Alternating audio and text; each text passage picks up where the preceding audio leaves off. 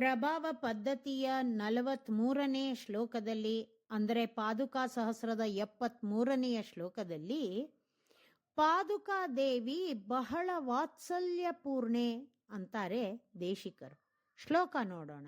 ಪದರಕ್ಷಣಿ ವತ್ಸಲಾನಿ ಕಾಮಂ ರಘುವೀರಸ್ಯ ಪದಾಂಬುಜಾದಪಿ ತ್ವಂ ಯದಸೌ ಭರತಸ್ತ್ವಯಾಂಶವತ್ವಾತ್ ನ ಪುನಸ್ತಾದೃಶಂ ಅನ್ವಭೂದ್ವಿಯೋಗಂ.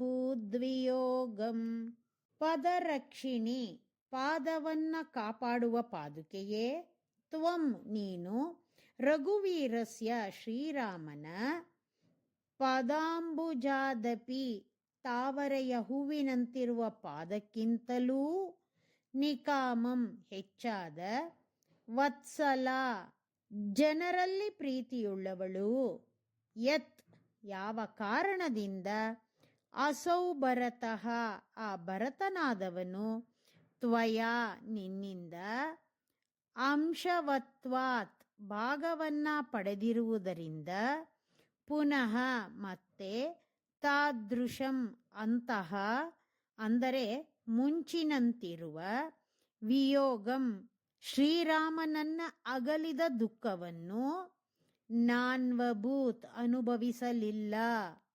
ಲೋಕದಲ್ಲಿ ಮಕ್ಕಳು ಯಾರ ಜೊತೆ ಇದ್ರೂ ಸಂಪೂರ್ಣವಾಗಿ ಸಂತೋಷದಿಂದ ಇರೋದಿಲ್ಲ, ಅಳ್ತಾನೆ ಇರ್ತಾರೆ. ಎಷ್ಟೇ ಪ್ರೀತಿ ತೋರಿಸೋರಿದ್ರು, ಏನೇ ಕೊಟ್ಟರು ಅವುಗಳಿಗೆ ಸಮಾಧಾನ ಆಗೋದಿಲ್ಲ. ಅದೇ ತಾಯಿ ಜೊತೆ ಇದ್ರೆ ಏನೂ ಇರ್ದಿದ್ರೂ ಮಕ್ಕಳು ಸಂತೋಷದಿಂದ ನಗನಗ್ತಾ ಇರ್ತಾರೆ, ಮನಸ್ಸಿಗೆ ಸಂತೋಷ ಇರುತ್ತೆ. ಅದಕ್ಕೆ ಕಾರಣ ತಾಯಿಗೆ ಮಗುವಿನ ಮೇಲೆ ಇರೋ ವಾತ್ಸಲ್ಯ. ಅದೇ ರೀತಿ ಶ್ರೀರಾಮನನ್ನ ಅಗಲಿದ ಭರತ ಅತ್ಯಂತ ವ್ಯಸನದಿಂದ ಇದ್ನಂತೆ. ಅವನ ದುಃಖಕ್ಕೆ ಪಾರವೇ ಇರಲಿಲ್ಲ. ಈ ಶ್ಲೋಕದಲ್ಲಿ ಪಾದುಕಾದೇವಿಯನ್ನ ಕುರಿತು, ಎಲೈ ಪಾದುಕಾದೇವಿಯೇ, ಶ್ರೀರಾಮನನ್ನ ಅಗಲಿದ ಭರತನು ದುಃಖಪಟ್ಟ, ನಿನ್ನನ್ನ ಪಡೆದ ಮೇಲೆ ಅವನಿಗೆ ದುಃಖ ಇರಲಿಲ್ಲ. ಅವನ ದುಃಖವನ್ನ ನೀನು ಕಳೆದೆ.